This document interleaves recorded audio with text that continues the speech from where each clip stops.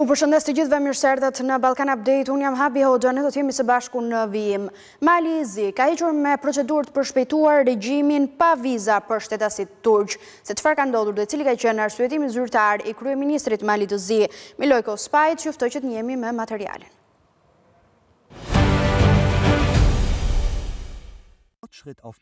Qeveria e Malit të Zi ka hequr këtë të hënë me procedurë të përshpejtuar regjimin pa viza për shtetasit turq. Njoftimi është dhënë nga kryeministri i vendit, Milojko Spajt. Do të nisnim bisedime intensive me Turqinë për të gjetur në frymën e bashkëpunimit të mirë të aleancës dele më të mirë në interes të dyja palëve, tha kryeministri malazez. Ai nuk dha arsye për heqjen e regjimit pa viza, por njoftimi i erdhi pasi policia gjatë një aksioni në lagjen Zabelo të Podgoricës arrestoi rreth 50 shtetas të Turqisë, përfshirë 2 persona, të cilët dyshohet se morën pjesë në një përleshje ku një banor i Podgoricës u plagos me thik. Përleshja ndodhi natën mes së shtunës dhe të dielës. Gjatë arrestimeve u mblodh një grup i madh qytetarësh që brohoritën mesazhe me gjuhë urrëtie. Rreth 100.000 të huaj në Mal të Zi, 13.400 janë shtetas turq, sipas të dhënave zyrtare të policisë. Më shumë janë shtetas serb dhe rus, gjithsej rreth 50.000. Turqia është një ndër vendet për të cilat Mali i Zi ka hequr vizat, gjë për të cilën Komisioni Evropian ka kërkuar nga Podgorica që të harmonizojë politikën e vizave me Bashkimin Evropian. Në Mal të Zi, vitet e fundit është rritur prania e grupeve kriminale të huaja, veçanërisht turke, gjergjane dhe ruse, siç thuhet në vlerësimin e rrezikut të krimit të organizuar dhe të rrezikshëm të qeverisë vitin e kaluar. Në dokument nuk ka detaje mbi veprimtarinë specifike të kriminalëve rus dhe gjergjan,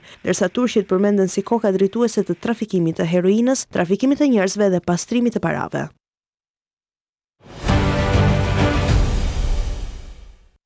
Duket se edhe mediat ndërkombëtare i kanë vënë tashmë një emër krizës politike në Kosovë, për cilën tani duket se vetmja rrugë janë përsëri zgjedhjet. Sipas tyre ka qenë qëndrimi konfrontues dhe jo bashkëpunues i Albin Kurtit me subjekte të tjera politike dhe ndërkombëtaret që e ka çuar vendin pikërisht në ngërç politik. Juftoj që të njihemi së bashku me këtë material, vetëm pas pak do të kemi një komunikim të drejtë për drejtë. Deputetin e Lidhjes Demokratike të Kosovës, Besian Mustafa, i po më pret në linjë.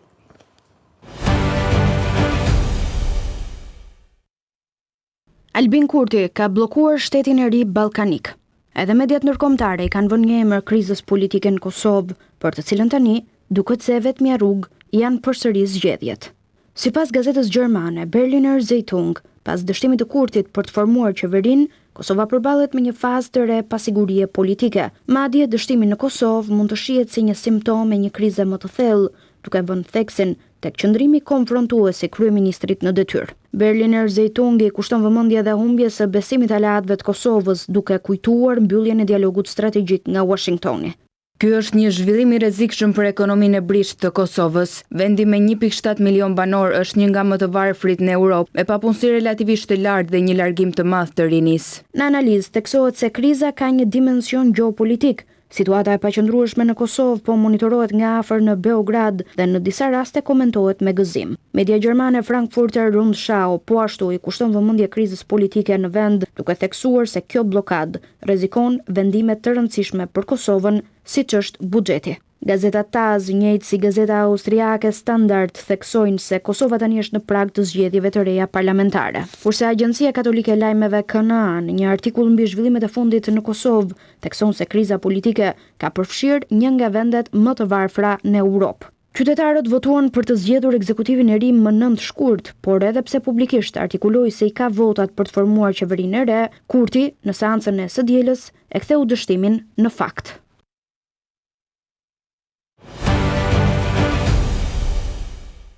Lidhem tani me deputetin e Lidhjes Demokratike të Kosovës, Besian Mustafa. Besian, shumë faleminderit që je në Ballkan Update, faleminderit edhe për pritjen kjo për shkak të zhvillimeve. Faleminderit për ftesën. Unë kam një pyetje të drejtë për drejtë. Tani që dështimin Kurti e ka një fakt, është e qartë, u provua edhe nga salla e kuvendit të dielën, u rrëzuan të gjithë hipotezat e tij, për gjatë këtyre 9 muajve më provoni, kam numrat e qeverisë dhe gjithë këto lëra që ne i pam, qytetarët i pan, mediat ndërkombëtare e kanë reflektuar po ashtu. Pyetja ime është se pse opozita ka kërkuar direkt alternativën e shkuarjes në zgjedhje dhe nuk po e shfrytëzon mundësinë për të qenë kështu, po themi, subjekti i dytë apo subjekti i tretë në rastin e Lidhjes Demokratike të Kosovës për të qenë për të ofruar përpara presidentes mandatarin e tyre për formimin e qeverisë së re. Pra pse nuk po shfrytëzohet kjo hapësirë? Fillimisht jena që të konfirmoj atë që thatë ju në fillim. Pra zoti Kurti që nga shkurti i këtij vitit kishte 48 nga gjithsej 120 deputet në kuvendin e Kosovës, një numër substancial, pra grupi parlamentar më i madh në parlamentin e Kosovës, dhe nëse ju kujtohet, ai vazhdimisht na sfidon të gjitha partive tjera, duke thënë që ju po ma blokoni votimin Albulena Haxhiu si krye parlamentare, sepse e dini, jeni të sigurt që unë i kam votat për themeluar qeverinë. Pra na sfidonte më votoni Albulenën për krye parlamentare, sepse unë i kam votat për qeveri. Dhe dje kjo u pa që nuk ishte e vërtet, pra zoti Kurti në fakt mori si kryeministër i propozuar mori më pak vota se Albulena Haxhiu për krye parlamentare. Pra ajo zakonisht merrte deri në 57-58 vota, ndërsa zoti Kurti dje mori vetëm 56. Pra kishte më pak se vetë i propozuari ose e propozuara e tij për krye parlamentare. Për të përgjigjur tani më pyetjes suaj të dytë. Ju jeni të vetëdijshëm që në mars të vitit të ardhshëm ska dhënë dhe mandati presidentes së Republikës Kosovës, zona Vjosa Osmani, dhe që domosdoshmërisht qeveria e ardhshme, na pëlqeu apo jo, do duhet ketë së paku 80 vota në kuvendin e Kosovës për të mundur që të zgjedhë dhe presidentin e radhës. Dhe në këtë organizim apo në këtë ndarje të ulseve në kuvendin e Kosovës, në mungesë të lëvizjeve të vendosjes pra në këtë rast, asnjë parti nuk mund të, asnjë kombinim i partive parlamentare nuk do të mund të arrijë 80 vota për zgjedhur presidentin. Forma tjetër, pra zgjidhja tjetër që të kemi një qeveri qoftë edhe të partive tjera, pra LDK, PDK apo çfarë do formacioni tjetër, deri në mars të vitit tjetër nuk ka fort logjik, sepse do të ishte një qeveri 5-6 muajsh e pastaj do të shkojë përsëri në zgjedhje. Pra ideja është që nëse zoti Kurti, që ka grupin më të madh me 48 deputet, nuk arrin që të bëj së paku qeverinë e pastaj dhe presidentin e radhës, atëherë le të shkojë vendi në zgjedhje, le të vendosë sovrani, qytetari i Kosovës, dhe çfarë formacioni dëshiron të shoh në parlamentin e ardhshëm, dhe domosdoshmërisht qeveria e ardhshme do të ketë së paku 80 ulse në kuvend. Po, në fakt, ju njihni më mirë kalkulimet politike se sa unë, po pyetja ime është nëse në këtë situatë, në kohën kur Albin Kurti gënjeu qytetarët e Kosovës, mbajti peng dhe subjektet e tjera politike për gati 9 muaj, ndoshta do të ishte radha juaj në thonjza të bënit presion psikologjik Kurtit përpara se të shkojë në zgjedhje. Gjithsesi kam edhe një zhvillim minutave të fundit që e pashtë raportuar në mediat në Kosovë, që kryetari i Lidhjes Demokratike të Kosovës, Lumir Abdixhiku, ka patur një takim me zotin Limaj. Ata të dy nuk ishin pranuar të prononcoheshin për media, po çfarë mund të dim diçka më në brendësi? Ta them vërtetën, asun nuk mund deklarohem në këto momente, është takimi minutave të fundit, nuk kam asun ndonjë informacion detajuar për takimin në fjalë, pra nuk mund të prononcohem për diçka që kam shumë pak informacion. Po, përsa i përket një bashkëpunimi të mundshëm, pra është e qartë tani, ka qenë e qartë edhe më herët në fakt që Lidhja Demokratike e Kosovës e ka bërë propozimin e saj publik, 15 pikat e qeverisë së unitetit nuk morën mbështetje as në atë kohë, as nga Partia Demokratike e Kosovës dhe me sa kam parur nga pak subjekte të tjera politike. Po nuk ishte gjasat dhe asnjë mundësi që subjektet e tjera politike të bashkoheshin për t'i dhënë kështu edhe një mesazh Albin Kurtit edhe çuarjes vendit në këtë ngërç politik. Po e them edhe një herë, pra këtu pikpyetja e madhe ose pengesa e madhe politike në muajt në vijim është zgjedhja e presidentit të radhës. Pra mos ishte kjo qysh në mars të vitit të ardhshëm, gjitha pyetjet e juaja do të ishin mjaft të sakta, sepse po do duhej të tentonin gjitha partitë tjera që të formonin një qeveri, qoftë edhe me një shumicë minimale për të themeluar një qeveri dhe për të vazhduar tutje për 4 vitet e ardhshme, për të punuar maksimalisht dhe për t'i bindur qytetarët e Kosovës që kanë opsione më të mira. Por realiteti politik në Kosovë është që jo më larg se në mars të vitit të ardhshëm do duhet ta zgjedhin presidentin e radhës. Prandaj dhe rodhi ideja nga LDK-ja që të kemi një qeveri të unitetit deri në mars të vitit të ardhshëm. Propozuam dhe disa pika me cilat do të merrej kjo qeveri gjithëpërfshirëse, pra kryesisht tek zhvillimi ekonomik dhe tek rikuperimi i marrëdhënieve me partnerët strategjik deri në mars të vitit të ardhshëm, ku paraprakisht do të akordoheshin që të përbëhej kuvendi dhe do shkonim në zgjedhje, ku po e përsëris qeveria e ardhshme domosdoshmërisht do duhet ketë mjaftueshëm fuqi politike, pra mjaftueshëm ulse në kuvendin e Kosovës të ardhshmin, në legislaturën e ardhshme, për të zgjedhur dhe presidentin që janë minimalisht 80 votë. Dhe së fundmi, meqense zgjedhjet në Kosovë duket se janë kthyer në një plag, pakën në rrafsh metaforikun kështu po e shtroj. Pyetja është, ju thoni që qeveria e ardhshme duhet të dali me 80 deputet. Cila nga subjektet politike do të arrijë ta grumbullojë këtë sasi të madhe votash për ta formuar qeverinë? Cilat janë në këtë rast parashikimet e LDK-s? Po. Pa dashur të ngulej kështu tipik politikan, por kjo është vendim që i takon qytetarëve të Kosovës që të vendosin në këto zgjedhjet e ardhshme të jashtëzakonshme se çfarë formacioni dëshirojnë të shohin. Pra, me votën e tyre, ata vendosin se çfarë kombinimi, cilave parti politike do të mund të arrijë të ketë së paku 80 deputet, që për të pasur dhe një qeveri stabile, ku sfida e parë e kësaj qeverie stabile është të zgjidhet presidenti i radhës. Pra qytetarët e Kosovës janë vetëdijshëm që në këto zgjedhje të jashtëzakonshme, nëse ndodhin, sepse ende kemi edhe pak ditë kohë, por nëse ndodhin, ata janë vetëdijshëm që po votojnë për një formacion, pra për një kombinim të mundshëm politik në kuvendin e Kosovës që do të mund ta zgjedhë presidentin. Nëse formacioni i radhës, pra kompozimi i radhës i kuvendit të Kosovës nuk lejon koalicione të tilla që kanë së paku 80 kuvend, fatkeqësisht do duhet shkohet përsëri në zgjedhje dhe kjo besoj që nuk i duhet askujt. Prandaj qytetarët e Kosovës do të votojnë në atë mënyrë për t'i dhënë mundësi një numri të caktuar të partive për të bërë një koalicion të tillë. Besian, të falenderoj shumë për kohën, kënaqësi edhe që më qëndrove në pritje. Ne do shkojmë live tani me kuvendin, vijon në raportimin kreu i strukturave të posaçme antikorrupsion Altin Dumani. Në media. Në të njëjtën kohë, me kontaktin që mori me ju, hetuesit e byrës kombëtare të hetimit, së bashku me policinë e shtetit, bën verifikime të përkatëse lidhur me pretendimin tuaj në zonën ku ju denonconit dhe nuk rezultoi që të ekzistonte ajo situatë e paraqitur në denoncimin tuaj publik. Dhe prokuroria e posaçme ka qenë në të gjithë rrethët pothuajse. Atje ku ka patur problematik, ka marrë kontakt me përfaqësues të partive politike, me qytetarët, me prokuritë e jurisdiksionit të përgjithshëm, me policinë e shtetit, duke kryer edhe veprimet konkrete hetimore. Për të vazhduar te pyetja tjetër e zotit Boçi, pastaj thoni që partitë politike bën kallëzim me indicie, por nuk sollën prova. Por ju duke patur hetues BKH, policinë shish, mjete procedurale, si kontrolli dhe përgjimi, dhe sot që flasim thoni s'kemi ende prova, po i kërkojmë e po hetojmë për 40 procedime jeni shprehur.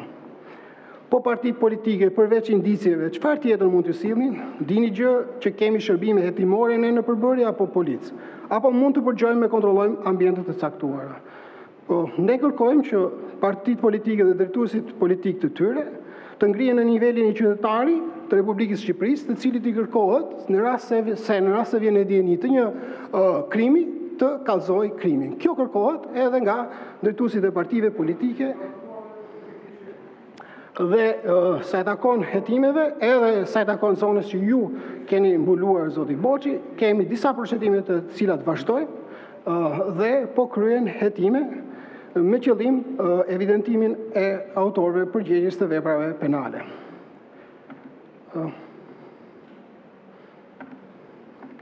Një nga krimet më të mëdha, pyetja tjetër e zotit Boçi, është një nga krimet më të mëdha dhe ende të pasbardhura për sa i përket autorëve, jo thjesht zbatuesve për cilët ka akuza konkrete nga numri 2 qeverisë së atëhershme, është kanalizimi i vendit në vitet 2016-2017 e në vazhdim.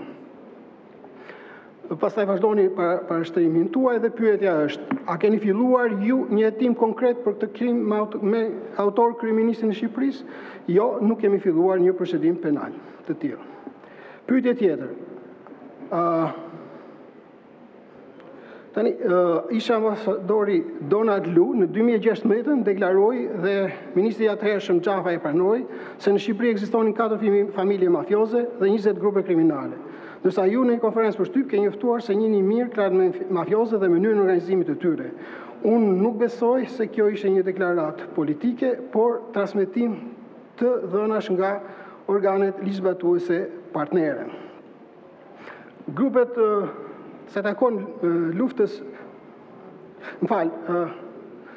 Pyetja është, a keni sot për të na transmetuar një rezultat konkret se cilat nga këto familje keni neutralizuar dhe cilët nga grupet lart përmendur keni azhësuar? Nuk besoj të më listoni ato që zbuluan nga dëshmitë e Nureddin Dumanit, se aty diçka ishte rastësore. Tani, sa i takon rezultateve të prokurorisë së posaçme në luftën kundër krimit të organizuar, e vetmja, domethënë një ndër gjërat për cilat prokuroria e posaçme duhet ndihet krenare është pikërisht lufta kundër krimit të organizuar.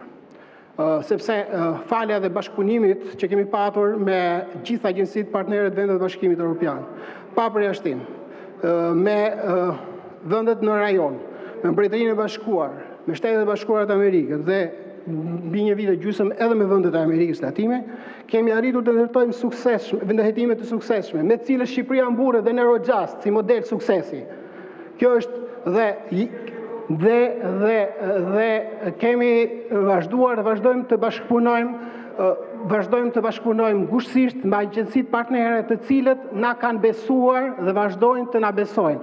Dhe ky besim që na është dhënë nuk është a priori, jo.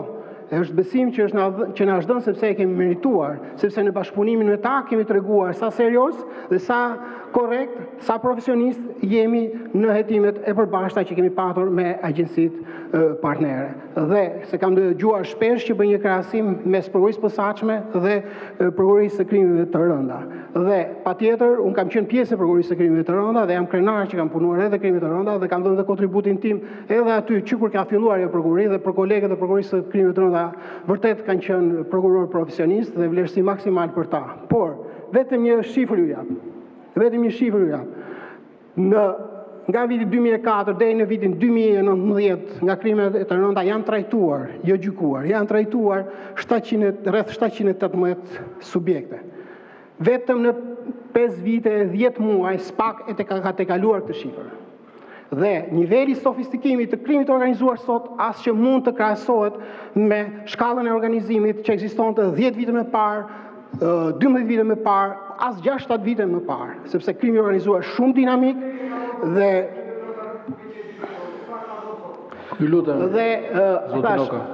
ajo që është që duhet vërtet vlerësuar maksimalisht është ky bashkëpunim i prokurorisë posaçme me gjithë agjencitë partnere zbatimit ligjit, përfshirë këtu edhe ato të Amerikës, harrova të them FBI-n edhe DEA-n.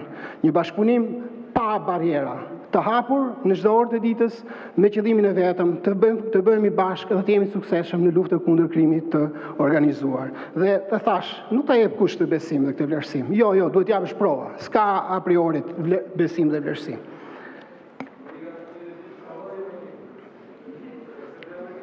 Tani tjetër pyetje e zotit Boçi është pse nuk merren si të pandehur politikanët e implikuar si në rastet kur ky standard i përgjimit nga SKAI është përdorur për krimet kundër personit apo trafikimi i lëndëve narkotike.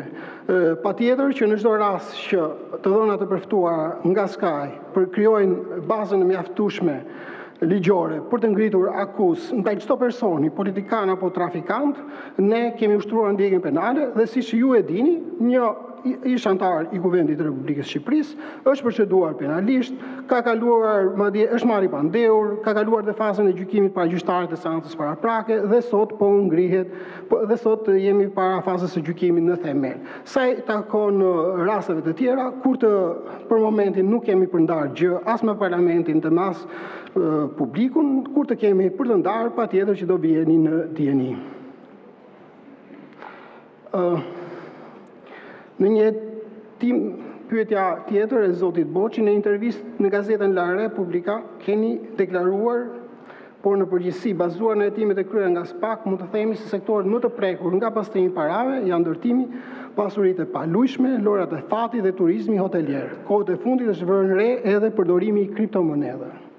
Sa raste hetimi keni ndërmarrë për pastrim parash në ndërtim, për lojrat e fatit që duket sikur janë tabu.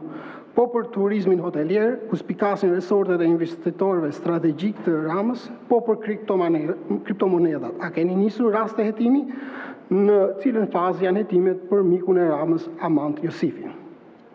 Tani, edhe në raportin që unë sapo lexova, pjesë nga raporti, duket qartë rritja e ndjeshme e procedimeve penale për pastrimin e parave.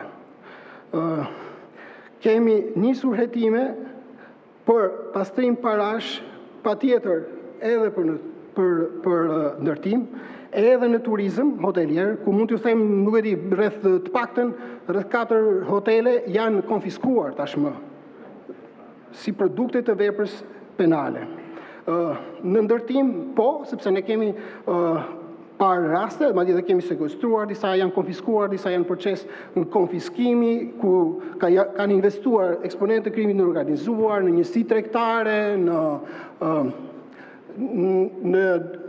apartamente luksoze, në vila, dhe ne kemi kemi pjesë të portofolit të aseteve të sekuestruara dhe të konfiskuara pikërisht, njësi tregtare, vila, apartamente e të tjerë.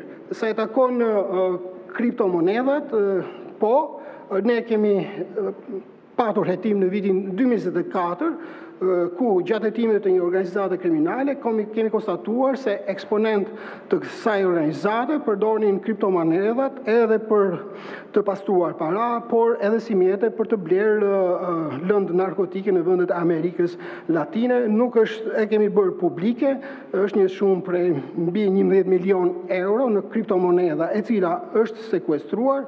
Gjithashtu kam informacioni që edhe një sasi më e madhe është në proces sekuestrimi nga prokuroria e posaçme për krimin e organizuar. Patjetër është një proces shumë i vështirë, është shumë e vështirë të identifikosh, të ndjekësh dhe më tej të sekuestrosh apo të konfiskosh kriptomonedhat. Ne në SPAK kemi përpjekur në sakt që të kemi hetues të specializuar byros kontare të hetimit. Gjithashtu jemi ndihmuar nga gjithësitë partnere, nga NCA, jemi ndihmuar nga Europoli, nga Belgjika, nga Spanja, edhe nga Holanda, dhe kemi arritur që të sekuestrojmë këto portofole digjitale në vlera të konsiderueshme. Lidhur me pyetjen tjetër në cilën fazë janë hetimet për mikun e Ramës Amanti Josifin, faktikisht edhe më duket edhe në vitin e kaluar jam pyetur për këtë rast, nuk e di në seancë plenare apo në komision, por hetimi për këtë çështje penale, për këtë procedim penal ka qenë në kuadër të një skuadre përbashkët hetimore, e krijuar me autoritetet spanjolle, por dhe me autoritetet e tjera lisbatuese të vendeve të Bashkimit Evropian. Dhe si prokurori, sepse kështu punohet në GJIT, në skuadrën përbashkët hetimore, bëhet një marrëveshje. Cilët do procedoj SPAK, cilët do procedoj Spanja, cilët Gjermania dhe cilët, po them, Franca. Dhe është rënë dakord që për Amanti Josifin do procedoj Spanja, siç është bërë. Ka proceduar Spanja për të. Ne kemi proceduar për disa subjekte të tjera, të cilët janë arrestuar, janë hetuar dhe janë gjykuar. Por kjo është pjesa më normale e bashkëpunimit me autoritetet e huaja, sidomos në kuadër të GJIT-it. Prandaj është skuadër përbashkët hetimore. Ndajmë rolet, ndajmë subjektet, edhe kontribuojmë në atë hetim të përbashkët.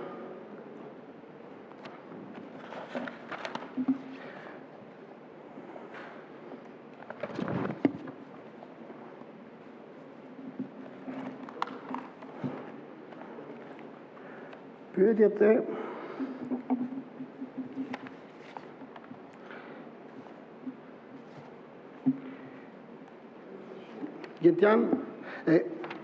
Gent Strazimiri,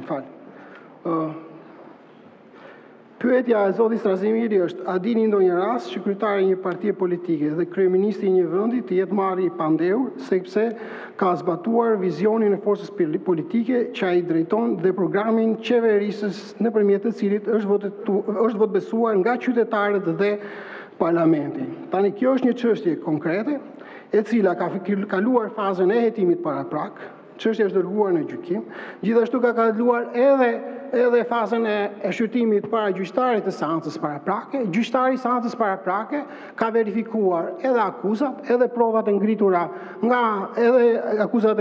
por dhe provat e grumbulluara, edhe aktet procedurale të kryera nga ana e prokurorisë së posaçme, dhe ka vendosur që çështjen ta çojë për gjykim në gjykatën e posaçme shkallës parë për korrupsionin e krimit për korrupsionin dhe krimin e organizuar, të shqyrtohet çështja në themel.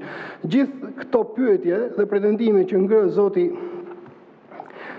Zoti Strazimiri i pirkasin seancave gjyqësore që po zhvillohen në gjykatën e posaçme të shkallës parë për korrupsionin dhe krimin e organizuar.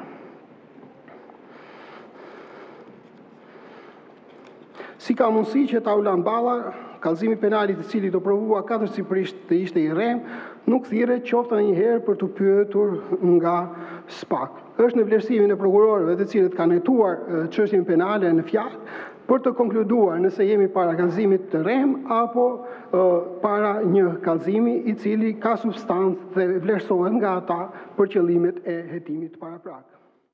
Ishte kreu i SPAK, Altin Dumani, i cili nga sala e kuvendit është duke raportuar në këto moment po i përgjigjet pyetjeve të deputetëve në parlament. Por çfarë ka ndodhur sot në kuvend në orët e para, është miratuar Komisioni i Reformës Zgjedhore me votat e grupimeve të mëdha. Voton kundër Shqipëria Bëhet, një qëndrim i saj edhe javën e shkuar, ndërsa Partia Mundësia ndryshon qëndrim dhe voton kundër pasi sheja e quajti reformën lojë të dy partive të mëdha, por Taulan Balla i kujtoi atij pazarin që ai bëri me një nga partitë të mëdha, Partinë Demokratike, për kandidatin e Bashkisë së Tiranës.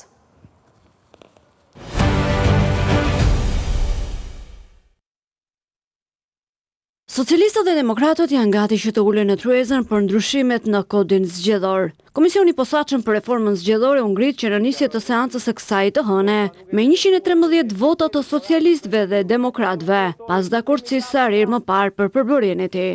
Mbyllet votimi. Jo i gjithë parlamenti ishte pro asaj që kanë dakordsuar dy partitë e mëdha. Të përfaqësuarit, grupi i Aleancës për Ndryshim dhe i Partisë së Lirisë u shprehën pro, ndërsa partitë që nuk kanë të drejtë vote por vetëm propozimesh, si Lëvizja Bashke e Arlin Qorit, u shpreh kundër. Ana Dajko e Shqipëria Bëhet mungoi. Ku bazoheni që përjashtoni nga e drejta e votimit një parti parlamentare si me qenë një OJF, as si me qenë një institucion që është aty për të dhënë ca propozime apo për të dhënë mend.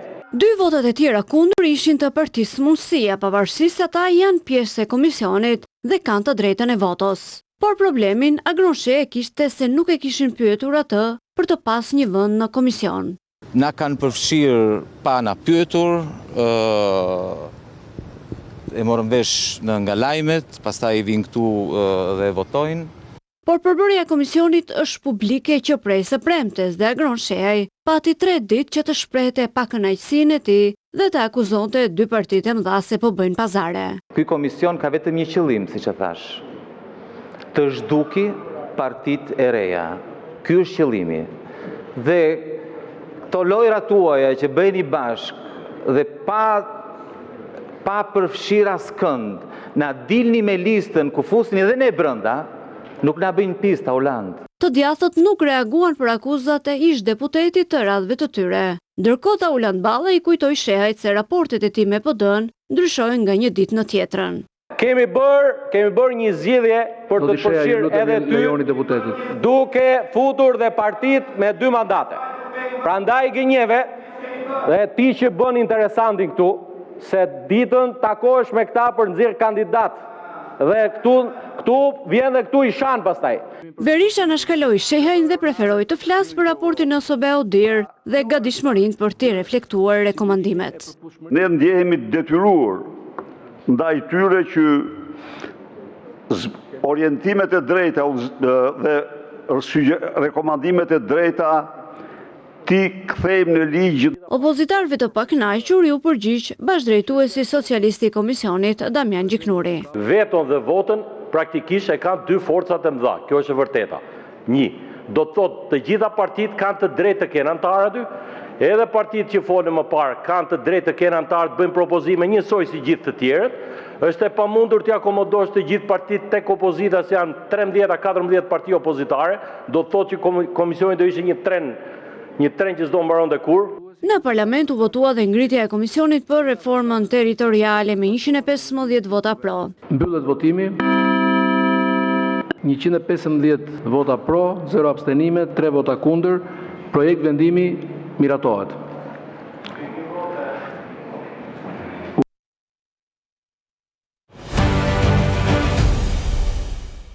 Ne kemi mbritur kështu në fund të Balkan Update për ditën e sotme. Ju rikujtoj si gjithmonë adresën tonë zyrtare të webit abcnews.al, ku mund klikoni në çdo kohë dhe të njihni aty me lajmet më të fundit nga vendi, rajoni e botë, apo dhe të na ndiqni përmes valve të radios në 105 FM. Ju vjen të qëndroni me ekranin e ABC News, vetëm pas pak vjen Tirana Live. Faleminderit për vëmendjen.